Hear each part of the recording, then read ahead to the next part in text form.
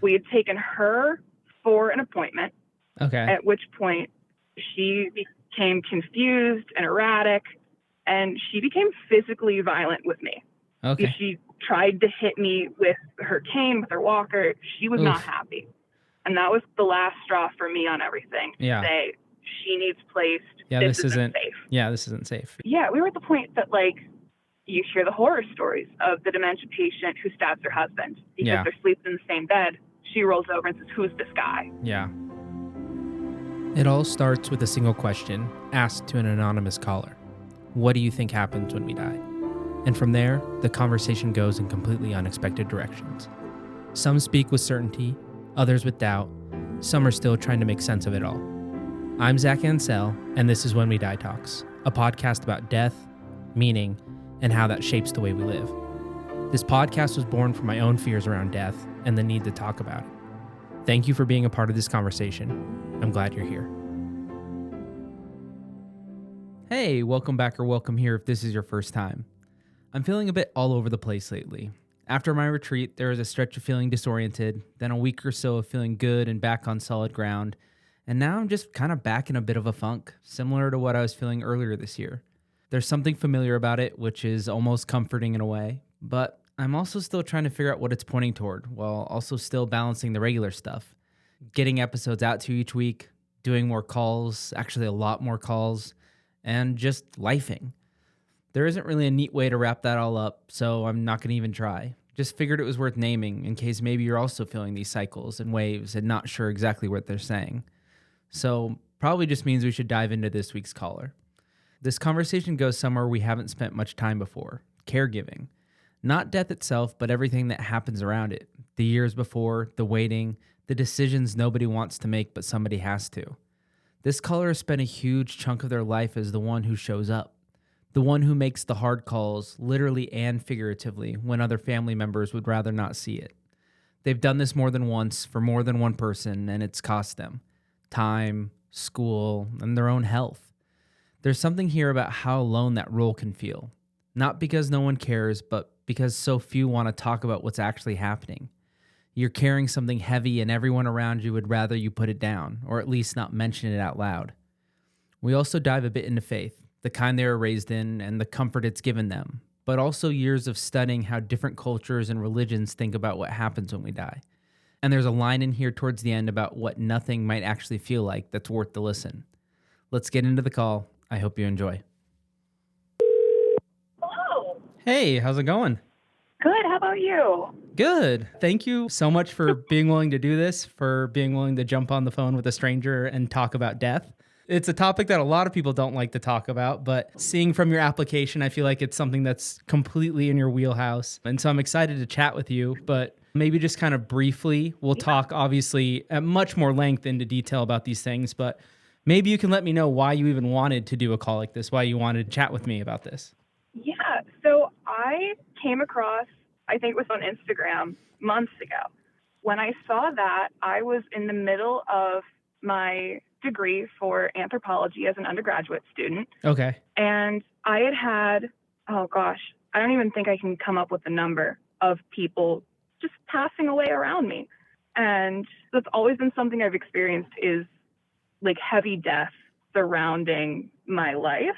And no one ever wants to talk about it. No one ever wants to talk about what they think happens when they die. They get uncomfortable when you bring it up. If you casually mention that you have a funeral in 2 weeks, they go, What? Why aren't you freaking out? It's part of what it is. Panic ensues. Always. You said when you came across my project and applied, I guess I never really think about this. Like you applied at some point in time and like I'm trying to get through people as I can. And you said you were an undergrad anthropology. Have you graduated since? I have not graduated. Okay. And the reason's actually very fitting. Through the years, I've had to put my education on hold multiple times due to becoming someone's caregiver as they enter the phase of their life where they're going to die.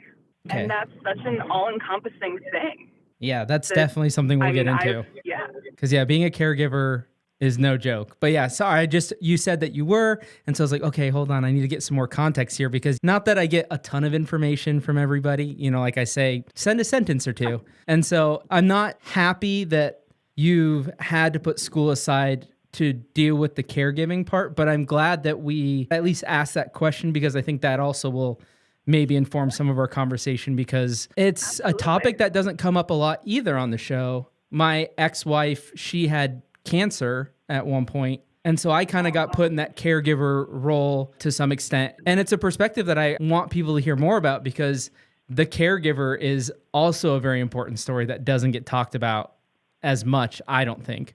And yeah, I think we'll get into that. No, I'd agree with that. Yeah, so I'm glad that we got there in a roundabout way, but now I'm getting ahead of myself. Yeah. I ask a couple questions at the top just to get to know you. We're going to keep the anonymity so you feel comfortable saying whatever you want to say and have no fear of any judgment or pushback or anything. I did get some pushback from people when I asked city and state where they were calling from. And so now what I'm kind of phrasing it as is the state that you live in now and the state that you grew up in, and kind of just to get an idea of where these ideas were formed, where you kind of grew up. I think that kind of plays a part in the project and our beliefs and our ideas. Yeah. And then the second half stays the same, and it's what's your favorite book and why?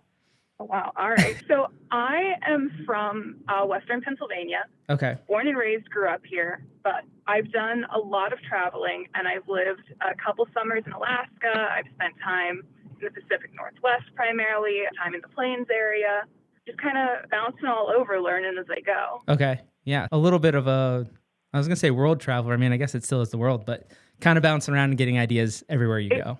Absolutely. It feels like the world, and then you go, it's just a corner. Yeah, which is so wild. And then your favorite book goes, I know. This is a lot of times people's least favorite question.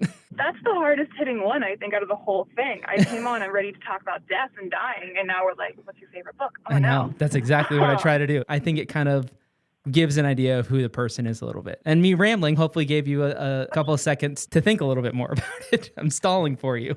Yeah, I appreciate that a lot. I'm still panicking.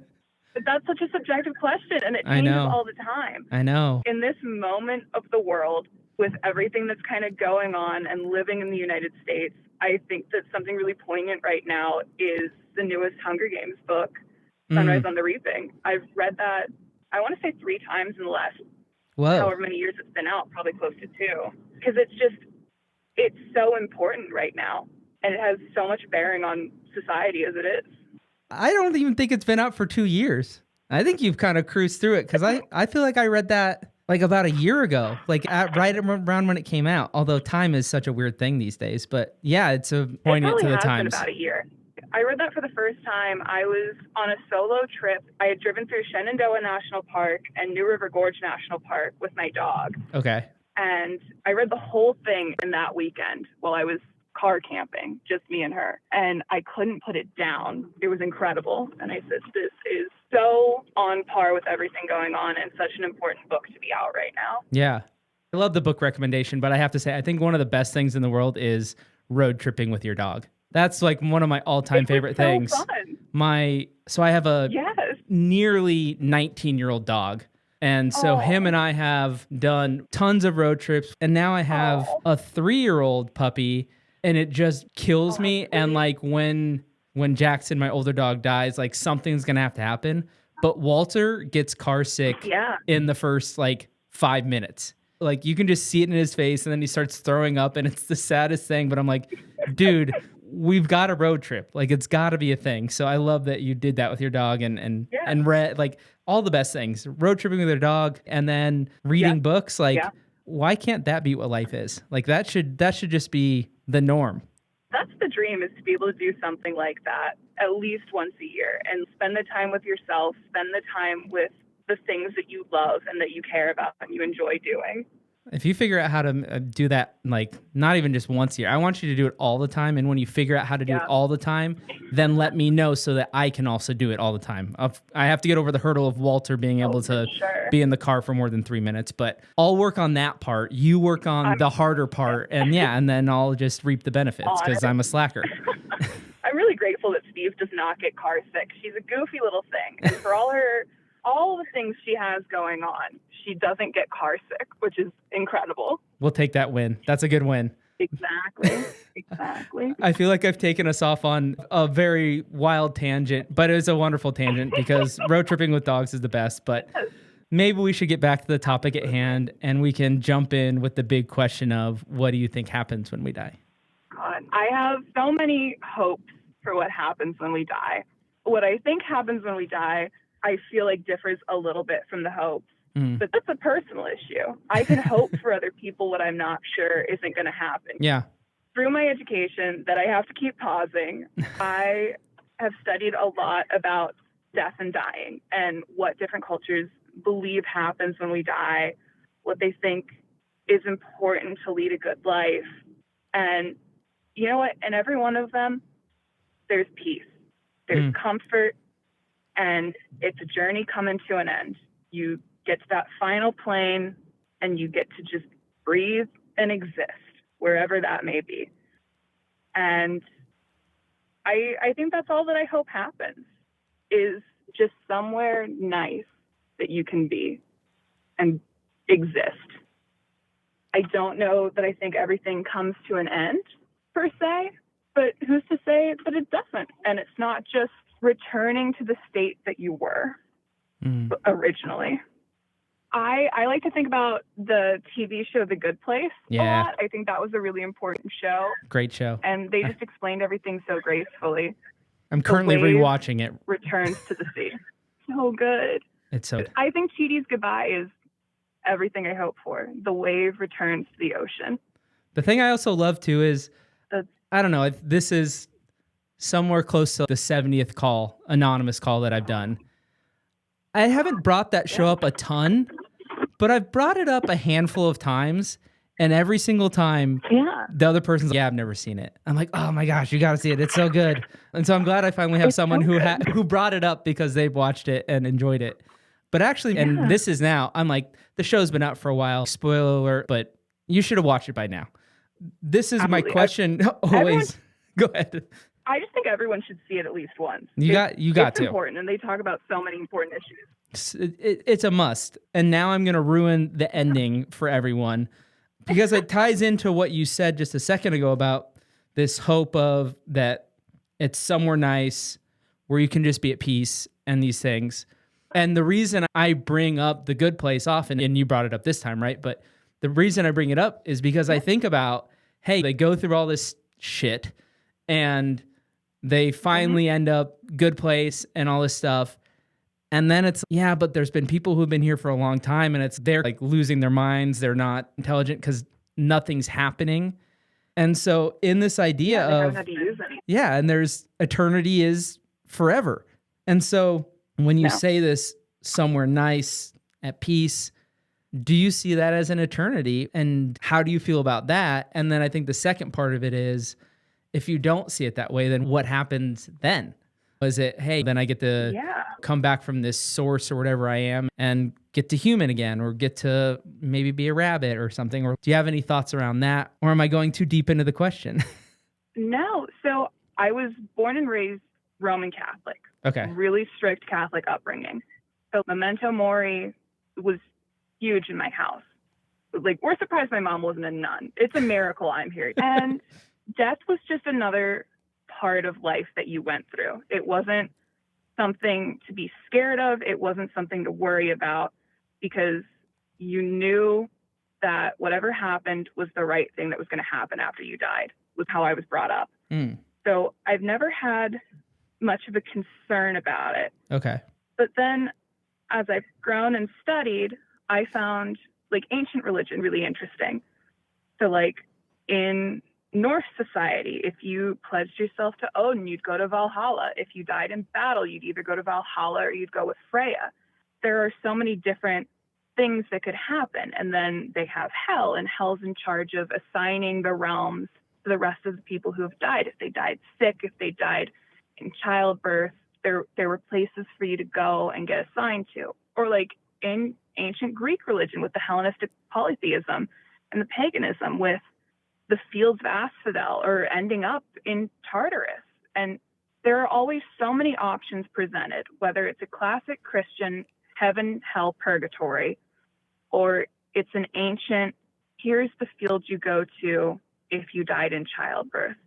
Here's what you get to do if you died a warrior. I've always pictured it as being an eternity. In the way that I've been brought up and studied, for me, it's really comforting to think that there is somewhere else to go after this all happens. And you stay there and you wait. And eventually the people you love either come to join you or they find their own sort of heaven in that. And that brings you peace. Yeah. I'd say that brings me immense peace. Yeah. Knowing that everyone's going where they need to be. Yeah. And it's not your worry anymore. You can't control it. I also felt like the way that I asked that was way more judgy than I meant it to be. I meant it to sound like a true question. No, I feel like I said it very strangely because I think it was almost like... I took it as a question. It almost felt like a dumb question to ask because what you're saying does sound wonderful. Like, these are the things that... Yeah. No, it is very... What you want, right? Like, how is this not what you want to happen? Yeah, but some people are so paralyzed by even the thought of death that anything, being eternal, being non-eternal, that change, that fear, everything going through that is terrifying and crippling and paralyzing. To not know, that really scares a lot of people. You're talking to one, or I think you're talking to maybe a recovering one, because that's why I started this whole thing. Was I had this kind of crippling fear of death, and part of it was because as you talk about what you believe or hope or whatever we want to call it, it's these things that sound really wonderful. What I've always felt was going to happen is that nothing happens, and of course, nothing. That's pretty terrifying. And yeah, I think this is my journey to explore, but I think the other part of the things that you're bringing in that I really love is this education. I love hearing you just talk about, oh yeah, it's not just like the being able to cite the different cultures, but then to cite within the cultures, oh yeah, this and blah, blah, blah. I love that you have that knowledge. And so I'm curious about diving into that a little bit, but then I'm also curious, this is a really hard part of the call for me. It's where we've sussed out a little bit of this is what you think, what you hope, however you want to phrase it, what you believe happens when we die. And so it's okay. There's this really interesting thing that you mentioned about your undergrad and anthropology, and you've already started talking about that. And I'm like, oh, I want to hear more about that. But then you also talked about very early on that you have had a lot of death in your life. And I'm curious about how that's affected your life and thinking about death and talking about death. And then the other thing that we talked about very, very early on that I said that we were definitely going to talk about is being a caregiver. And so there's all these facets of this conversation. And so I guess maybe I think probably what's more interesting is hearing about your story a little bit more. And I think there's a way to weave those together, but like you've said you've had a lot of loss. What does that look like? I think the other thing that was interesting is you said growing up Roman Catholic, the memento mori was like this thing. And I would say, I don't know, this is an outsider's perspective. I did not grow up religious. I've been to church maybe 3 times in my life, maybe. And you said that death was just another part of life and there was this acceptance around it. And I sometimes feel like when I talk to people who are religious, it almost feels like the opposite of that, where it's, I know there's this heaven and hell, but it's almost this, there's this pressure or there's still this like fear. It's like, this is a thing that I'm telling myself over and over again, but I don't know how much I believe it. And I'm not trying to like judge anybody or say that's how everybody who's religious, but I don't feel like I often hear people say, I grew up this way, death was a part of my life and it was comfortable. So I got born into a Roman Catholic family. And I think that Catholicism gets misunderstood. I was raised that science is real. Religion and science work side by side. There's something after we die. We don't exactly know what it is, but here's what we believe it is. It's comforting. You support everyone. You're welcoming of everyone. Like people will sit there and say, Catholics don't believe this. They don't read the Bible. You don't sit down and read the Bible because it gets read to us. And there's a study of it every week going to Mass. I went to Sunday school my whole life. I'm fully confirmed in the Catholic Church, even if I'm not always up to practicing. I know that there's always a home for me there, even as I explore different beliefs. Yeah. I've always known the Catholic Church to be welcoming and inclusive for everyone. And I'll even bring that up to my friends, and they go, no, Catholics are the hardest core religion. Yeah, we just don't want you to be like the biggest jackass on the planet. And if you are asked to be forgiven, like that's all it is. That's all the rules are. Yeah. Try. It's just a religion of trying and getting better. But so when I was 3 or 4 years old, my mom was working full time, and really suddenly her life got flipped upside down. I was diagnosed with an autoimmune disease as a kid. Okay. Back when there still wasn't a ton of research out on it. And her dad got diagnosed with, I want to say, colon cancer at the same time. Whoa. Again, back when there really wasn't anything to be done. So she really quickly had to quit her job and start caregiving for both of us. And when she took a lot of that responsibility over from her dad, she realized that her mom had dementia as well. Oof. So that was like a lot of heavy hits for her at the same time. Yeah. When I turned 4, my grandfather did pass away. And like him and my grandma had been watching me in the afternoons when my mom worked. Like I was very close to him. He was one of my primary caregivers. The cancer doctors knew me. They'd say, oh, here's your granddaughter, here's her little chair. I'd go to chemo and everything. So that was really intense. My mom will talk about Can I ask you a question? When he was dying. Sorry, I don't want to cut you off. Do you remember going to, because I was like, I don't necessarily know when my first memory, but probably 4 or 5. Do you remember going to like chemo treatments, or is it just what you've been told? I remember the doctor's office. Yeah, okay. And I remember feeling like it was a safe place to be. Okay, cool. Yeah, I was just curious. Like, that smell will hit you. Yeah. Yeah. Because you were exposed to that at at the youngest age, essentially. So I was just curious about that. Sorry, I didn't mean to cut you off. Yeah, no, you're good.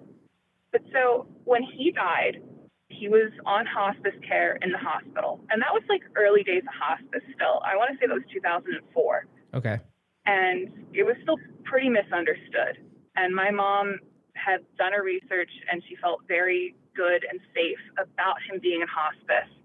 And when the question came of, are we giving him morphine? What are we doing to control pain? She said, absolutely. Give him anything he needs, wants, make him comfortable. Yeah. Which, that was huge then. A lot of people weren't given morphine to control their pain. Even it's wild that was radical. We're in excruciating pain. Yeah. In the early 2000s, that was insanely radical. Yeah. To give someone comfort and peace as they died was, I can't even imagine not being able to have done that. And I'm so grateful that she did. But she had a conversation with him earlier in the day. She'd been there for a while. And at that point, my grandmother had moved in with us already. And my mom, he was comatose. She sat with him and she said, you know what? I've got to get my daughter home. I have to go home and cook dinner for mom and my husband, and I'll be back tomorrow. I love you. I'm going to take care of myself and get some rest. So if something happens, I can help you. And she left, and it was, I want to say, just a few hours later that he passed very peacefully in the hospital on hospice, pain controlled. And that took a lot out of her. Yeah, I'm sure. That was the first death that I was aware of. Like, my dad's family had like great grandma's passed and everything, but that was like the first real death for me. Yeah. She'll talk about, she took me when the funeral was getting planned. She took me all around. I wasn't school age yet. I was just getting toted around. And I want to say it was a year afterwards, when we were playing, she'd tell me that I was playing funeral with my dolls because it had been such a significant event. Wow. And I go, this one died. Sit there at calling hours. It just was a part of what I knew to be. Eventually, everyone was going to die. Yeah. And you'd have to go to calling hours. Yeah. Wild for a 4-year-old, but just was. The neighbors wouldn't take their kids to the funeral home. But if someone died, I got put in a little black dress and I got toted to the funeral. It's just what you did. Yeah. We had a pretty chill streak there in the middle. where it's cousins, it's people your parents know, but it's nothing really significant to you as a kid. Yeah. And then when I was 15 and I was on a school trip, and my mom called me on the way home and said, your uncle just passed away. And this uncle happened to be one of those family members that you call uncle, that's like third cousin, twice removed, something like that. Oh, yeah. But he had been a Catholic priest in the diocese in Kansas. Okay. And he would come home once a year and hang out, and it was a great visit and everything. We'd have mass at home. It was really beautiful. The relationship that he had with the family still, that he would come home and do all that for us. And when I got home from the school trip, my mom said, I already called the school. You're coming with me, and we're handling all the funeral arrangements in Kansas. Mm. So me, my mom, and my dad's mom got on a plane and went to Kansas. And it was so significant for me at that time because I was 15 and they let me drive the car. Oh, they let me drive the rental around Kansas. It's good. Said, it's flat roads. Yeah. What's she going to hit? Yeah. Yeah, you're just going to drive through some cornfields. Worst case scenario. Exactly. And he had died on the day before Easter. Okay. It was also his birthday. So he died on one of the holiest days of the year for Catholics. Jesus is dead at that time. You're getting ready to celebrate the resurrection. Had a heart attack and crashed the car on his way home from decorating the church. Oh. We always joke that he got to decorate for his own funeral. It was just how he would have wanted it. Yeah. I always, if I had a choice, and I know I don't really, I think one of the coolest things is like dying on your birthday. I think it's okay. You close the loop. Like that happened with my great grandma. She died on her birthday, and I'm like, that of all things. I know people talk about, oh, I want to live to 100 or this or that or whatever. I'm like, if I could have one thing, I think it'd be cool to die on my birthday. My birthday's the day after Christmas though, so that might ruin some happiness, or I don't know. Maybe it'll make people happy. I don't know. Sorry. Continue. Yeah. No, you're good. You get to celebrate and then just die. Yeah. It'd be so chill. Yeah. The whole time that I was growing up, my grandma lived with us, and my mom was her primary caregiver. And when I turned 12, we did have to move her into a nursing facility for skilled care for dementia. And I don't know, it was just always a thing. You take care of your family. Yeah, and that seems was like a very hard one. To caregiving. Because that's like a lot of... Yeah. And just from I don't have personal experience, but it's that pre-grieving in a way, as you're like, they're not dead, but you're losing them.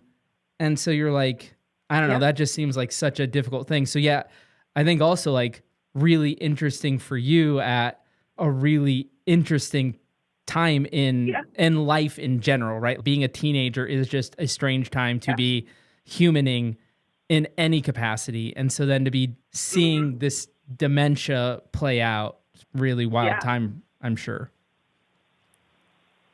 Yeah, she moved in when I was 3 or 4, and then she lived in the room right next to me the whole time until I was 12. She moved to a nursing home. Yeah, I was learning and growing up and getting to just start life out, and she was starting to forget my name. Living in the same house, it was her and my mom. She'd be standing over someone's bed at 3 a.m. going, you have to start cooking dinner. I'm going, it's 3. What's wrong? She's going, it's 3. You have to start cooking dinner. It was intense for a couple years there. I'm just sure. making sure that she wasn't going to get hurt or hurt anyone. Yeah. Yeah. She died during COVID. And the nurses at the home were kind enough to us to call and let us see her one last time. But she also died very comfortably. What are you going to do? She's in her 90s in a nursing home. She's going to pass away at some point. Yeah, we didn't put her on a tube or anything. She just got to, that was intense with everyone, like really hitting the drastic life support during COVID. That was intense and I'm hard sure. to watch. Yeah, no fun at all.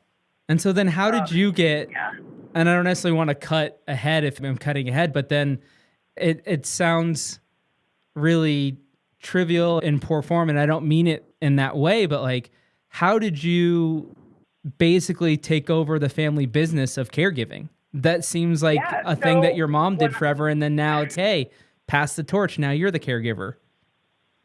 Yeah, so because I had grown up with that being just what you did, you took care of family.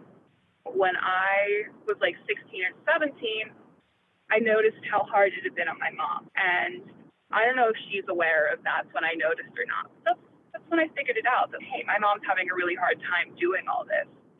If I wasn't in school, I drove up with her 3 times a week to the nursing home to see my grandma. We drove to see the cousins when things were happening. And no wonder you love road tripping. Shift of responsibilities. Yeah, no, I'm comfortable in the car. My boyfriend likes to joke with me. He goes, yeah, apparently I'm in like the top 10% of drivers in the country by how often I have to get my oil changed. Drives him up a wall. And it's just how I've been. Like, I'm used to driving a half hour every day to go do something. Yeah. But yeah, as things wound down there, she died when I was 21 during COVID. Your great, or not great grandma, your grandma. No, yeah, my grandma. Yeah, just your grandma. Yeah. I was trying to say not your mom, your grandma, and then somehow I added great in there for some reason. Yeah. Okay. You like that? No, so she died during COVID, and right about when that was happening, I had been noticing for a few years that my dad's parents had been starting to slip. Okay. And I had been trying to bring it to him and his brothers. And there are some families that are really welcoming of, oh, that's just what's going on with mom. Yeah. And there are some that really fight you. And up until that point in my life, I'd experienced the first, and suddenly I was experiencing the latter of my uncles telling me, there's nothing wrong, everything's fine. And I'd have to call them and say, no, everything's not fine. I'm the one here. You guys are halfway across the country. Start coming home, start figuring this out. You're overreacting. So, they're fine. I talk to them and everything's good. Yeah. Probably that type of stuff. Yeah. And one of my uncles I hadn't seen since I was 6. So, I'm calling him out of the blue. There's no relationship. I'm just someone calling him and telling him, your mom's bad. Yeah. The other uncle, we'd had a really good relationship, and he really didn't appreciate me telling him what was going on at home. And that's impacted our relationship still, me telling him. But we got to the point that my dad had started to accept it, but couldn't handle it himself. So again, it was my mom and I taking it on. So we had gotten her and my grandfather on my dad's side moved into a nursing home. Okay. At which point my grandfather was still kind of with it, but also developing some kind of thing himself that we couldn't really place. He was really resistant to everything. This was 2019. The order of the events on this is wild. We had taken her for an appointment. Okay. At which point she became confused and erratic, and she became physically violent with me. Okay. She tried to hit me with her cane, with her walker. She was not happy. And that was the last straw for me on everything. Yeah. To say, she needs placed. Yeah, this isn't safe. Yeah, this isn't safe. Yeah. For anybody. Yeah. For her or for people around. Yeah, we were at the point that, you hear the horror stories of the dementia patient who stabs her husband because they're sleeping in the same bed. She rolls over and says, who's this guy? Yeah. And that's really where we were at. I was terrified. And he was incredibly resistant, but he had hit his own health hurdle of he'd always had health issues, but his appendix burst in his 80s. Oh. And his last words before going under to me, the pain had been masked too. He has a pain disorder, so he had a pain pump that had been masking everything for days. Oof. So he was close to death, and he looked at my mother in the hospital and said, I don't care what you do, get her into a nursing home. Get her into the best home you can. So we got her into the same nursing home where we knew the staff. We knew it was safe and clean. We loved it. We got him in for rehab after he did survive his appendix bursting at 80 somehow. Oof. And that's impressive. Everything got taken care of. Yeah, we started to deal with things. They had sick dogs they hadn't been taken care of. The house was filled with molded food, that kind of thing. Oof. So, we plugged along through that. One weekend, we get a phone call, and it's that he checked them out of the nursing home, and they were to be coming home. Oh no! We were like, oh. One of the sisters helped. We weren't thrilled Yeah. because that's a danger. Oh. Following that, he moved them back home for a while Oh my gosh. until, gets even better, he developed a spinal fluid leak Oh no. from his surgeries. So then I think he had a heart attack in the night. She had the wherewithal to called us. We get there. He gets flown to a hospital hours away. Like, it's that bad. We get her readmitted, this time to the memory care unit, where he really can't just check her out. So she was able to get care from that point. We sold the house while he was in the hospital, really cleaned things up to make sure that when he came out and needed the help, he was somewhere safe. Because we could tell he was starting down the same road. Yeah, there's nowhere to go back to. She got care into her death. Can't go back to the old house. Yeah, and it's horrible. It's horrible to have to do that to someone. Yeah. But he was at the point that you have to. We'd already taken the keys. When I had gone in to get him, oh gosh, that was the spinal fluid leak. I had gone in to take him lunch. She had called that they needed food or something, and that guy didn't look right. So I come in, he's in the chair, and he's altered. And I think to myself, this isn't safe. I know he just went out and bought a gun a couple weeks ago, now he's altered. I had to call our local police to even clear him to safely get him in an ambulance. He went to the hospital. They flew him out from there.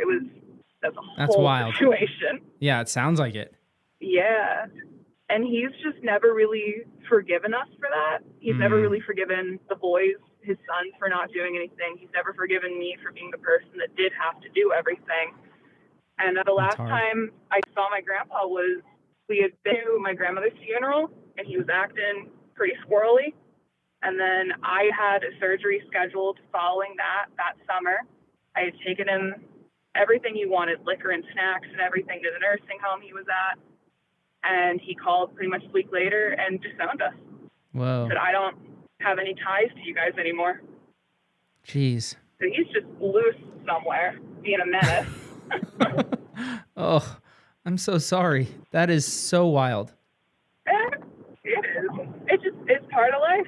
You win some, you lose some, especially when people are dying. Yeah. I think he's so afraid to die, he can't face anything. That's the case for a lot of people, right? It's just absolutely. run full speed the other direction. Don't talk about. I think that's. Yep. I am not a professional in any capacity. And so it's not like I'm trying to diagnose your family and stuff, but I think that's part of it when you're trying to tell people like, hey, this person's declining, and I don't want to hear it. I don't want to talk about it. Like, I think there's, and this isn't in all cases, right? But I think there's some superstition around, if we talk about it, then what that's going to do is it's just going to make it more real. And then I think the other part of it too is, if we talk about it, then I have to talk about my parent dying, or whoever, right? I have to talk about this person that I love and I care about dying. But the other thing that comes up in that is, then I also have to confront my own mortality a little bit, that, hey, I am getting older and my parents aren't going to always be here. And again, I keep on using parents because that's been this topic or situation, but these people aren't going to be here who have always been here. And that's weird. And so you have to start facing some feelings and thoughts and ideas that are really uncomfortable and that we're not good about talking about in our culture. And not that I've talked to a ton of people around the world, but I've talked to other people in this project from other parts of the world. And I think that's just a common thing around the world, is people don't like to talk about death. And it's valid, but it's also, it's maybe the most true thing in the world, that everything's going to die. Yeah, man, I'm so sorry that you had to go through all that. I feel like this is another stupid question. What's been the hardest thing about being a caregiver? I think you've probably maybe already answered it to some extent, but I'm curious what that was like for you. I don't know. My situation is so different. My ex, she got surgery and everything is fine and whatnot, but it was just like that. I don't know, like that weird place of, I don't want to do anything or say anything or whatever that makes your life worse. So I'm going to suppress some of the stuff that I'm talking about, but I need to find people that I can talk to it about And it's hard to find other people to talk about because people, to our point of what we just said, people don't like talking about this stuff. But I know I need someone that I can get some things off my chest because, like, tension's high. There are a lot of emotions and there's all these things going on. So yeah, I'm curious if maybe it's similar experience or like what you've experienced that has been so hard about being a caregiver outside of having to continually put off your education. Yeah. Oh my gosh. That's a big one. It seems every time there's a break and you feel like you're finally going to be able to start things for yourself again. Yeah. Something else happened. Yeah. Like my grandpa disowned us and everything. And I thought, okay, that sucks, but maybe I'll finally be able to start things up again. No, almost immediately after that, one of my aunts is now in hospice. And I don't know if she's technically in hospice or not. Like, it's on the radar that she's not doing well and we need to be visiting her. And she is still even a little bit lucid and just making sure that she's comfortable going into this transition. Yeah. But the hardest part for me was putting off my own medical care. I had been diagnosed with endometriosis at 18. And I don't know much, but I know it's supposedly just very painful. Yeah, no, I was miserable through high school, still doing everything. You're taking care of someone and you're in high school, you can't really have time. Graduate, get the diagnosis. And I had to wait 2 years to get my first surgery until everything had calmed down a little bit. Then, like, everything flared up again. So I had to get a second surgery. And with the caregiving responsibilities, I was taking care of my dad's parents with my mom. She was helping. She was doing so much. But that was in 2022. I had gotten my surgery one day. I had that whole evening. I broke my foot that evening trying to get myself to bed because I didn't want to be a pain in someone's butt and need help getting to bed. I felt really good about it. Didn't work. Broke my foot. And then halfway through the next day, we get a phone call from a woman in town telling me that there's a woman wandering around the hospital. Oh, no. She appears to be lost, but she remembers what her last name is. And our last name in town, people know it. And so they found the store number. They called. They told us where she was and if someone was going to sit with her for the time. So grateful to that woman. My mom and I get in the car a day post-op abdominal surgery. We go to the hospital. And my grandfather decided that it was the best idea in the world to get cataract surgery and let my grandmother with dementia drive him home. Because even though she didn't have a license, she can still drive, was the direct quote from him. Oh, God. So my mom took their car home, and I had to get in the driver's seat of a car because I knew something was going to happen. Which foot did you break? It was my driving foot. Oh, no. My right foot. No. The right one. Yeah. No. Yeah. But I had the wherewithal pre-surgery to say, hey, I can't have painkillers. I'm so scared something's going to happen and I'm going to need to be with it. I can't have painkillers. Oh, gosh. So I was legally safe to drive.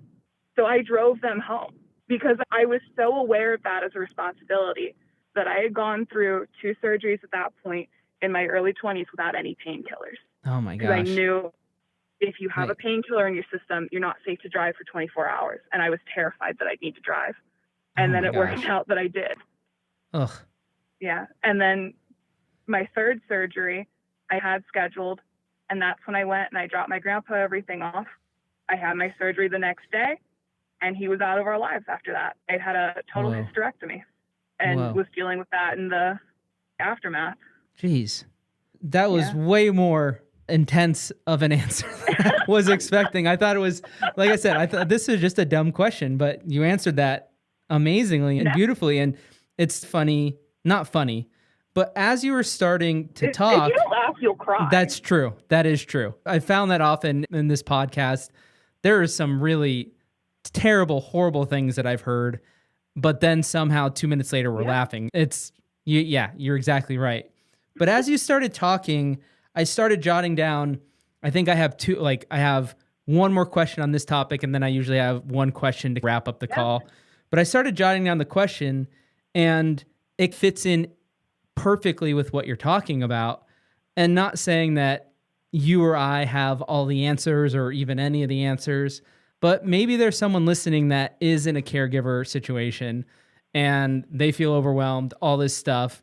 And my question is essentially, and you've talked about how you have put everybody else ahead of yourself. You've not taken painkillers after surgery, like all these things.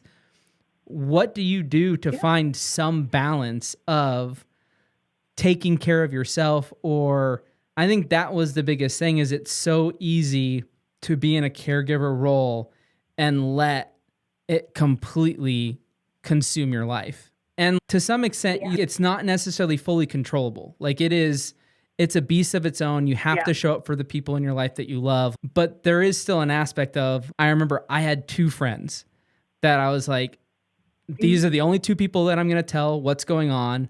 And I just need these two people. I trust them to let me go to them and vent.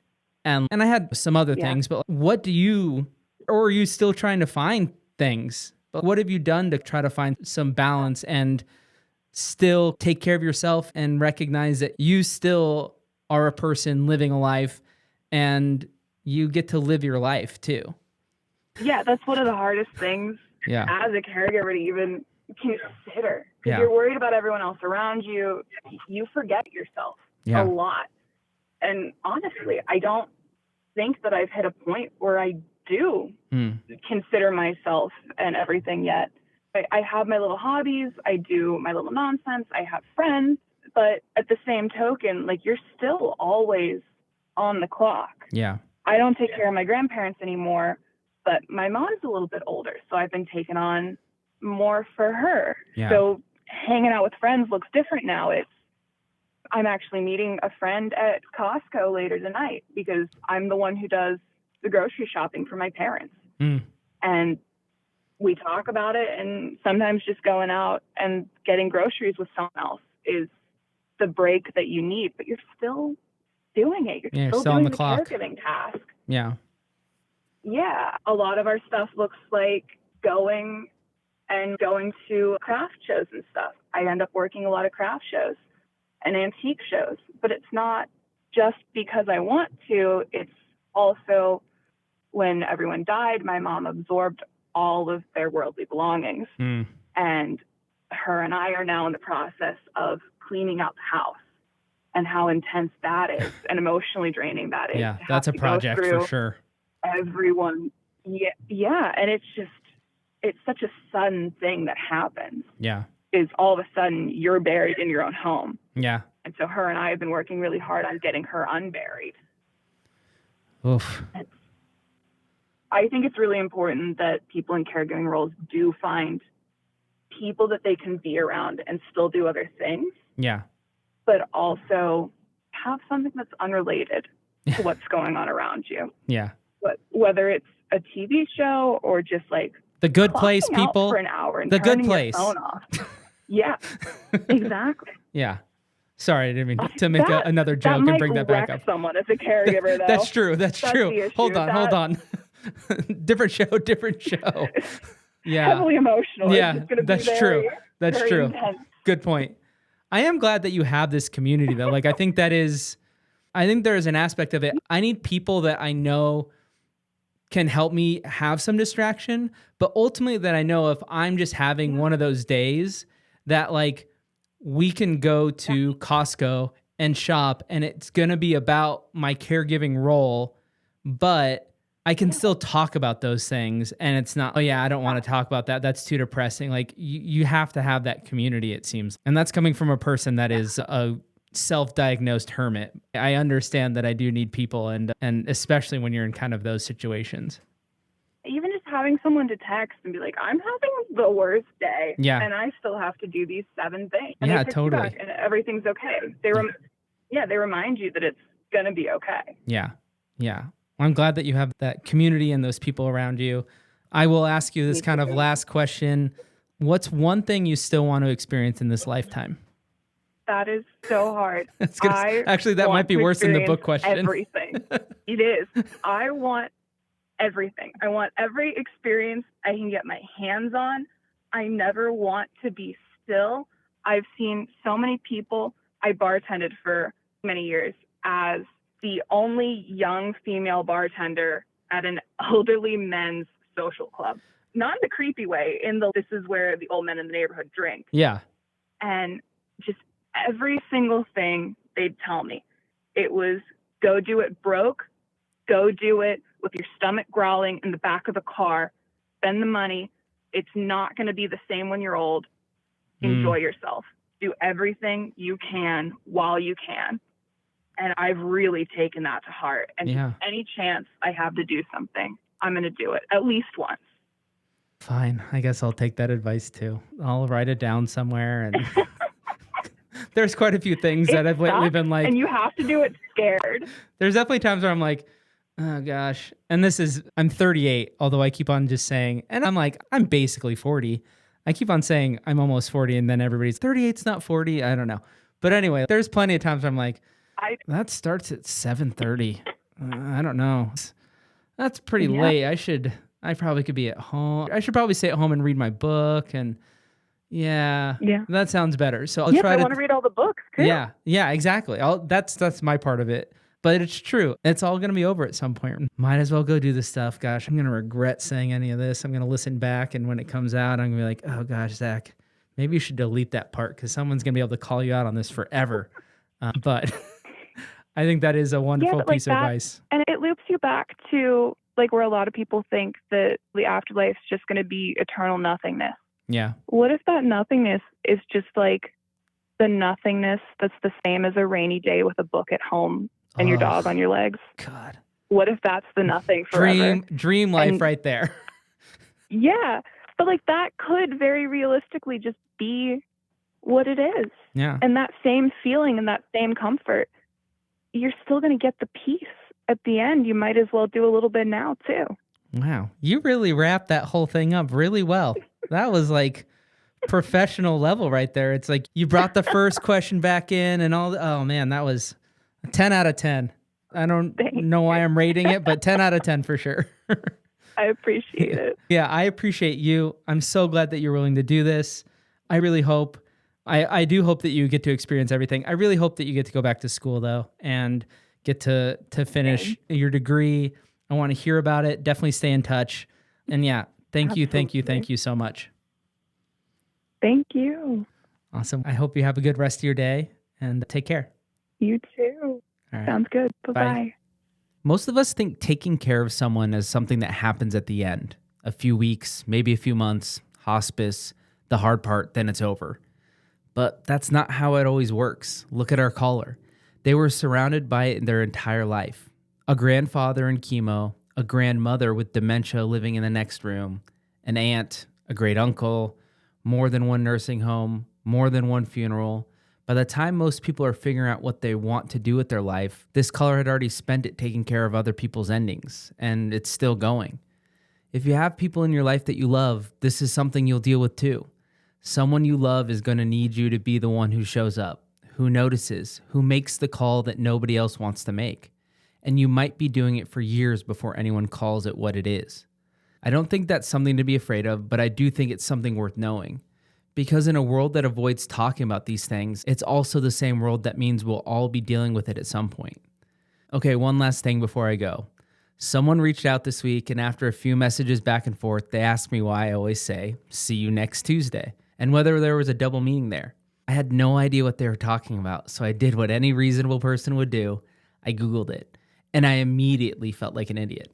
Apparently, it's a pretty well-known way of saying something I would never say, and I had absolutely no clue. And honestly, I'm not even that surprised. I kind of live under a rock in my own little world and often have no idea what's cool, popular, or in this case, any sort of slang. My sister is basically the only thing standing between me and accidentally doing something deeply embarrassing. So, long story short, I'll be saying see you next week from now on. Hopefully that one's safe. I'll see you next week. When We Die talks exist because people have stories worth telling, and most of them never get told in a way that lasts. Mnemosiny is my attempt to do something about that. It actually started with a guest from this show, and after his interview, he told me how much it meant to have something he could share with the people in his life.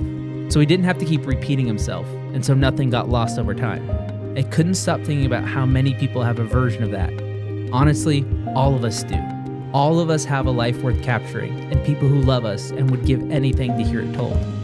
Mnemosyne is a guided conversation with me where we capture someone's life in their own words, where they come from, what made them who they are, and the stories they want people they love to know. The recording is yours, private, personal, something you can share with anyone you want. If someone came to mind just now, even if it was yourself, that's probably worth paying attention to. You can learn more at mnemosyne.com. That's NEMOSENE.com. Thanks for listening to this episode of When We Die Talks. These conversations don't offer answers, but they do open space. Space to reflect, to feel less alone, and maybe to see things a little bit differently than before. If you'd like to explore your own beliefs out loud, you can apply to be an anonymous caller at whenwedietalks.com. And if a full call feels like too much, the voicemail is always open. Leave a message at 971-328-0864 and share whatever death has stirred in your life. Listener support truly helps keep this project going. If you'd like to support the podcast, you'll find a link in the show notes. And as always, please like, share, and follow.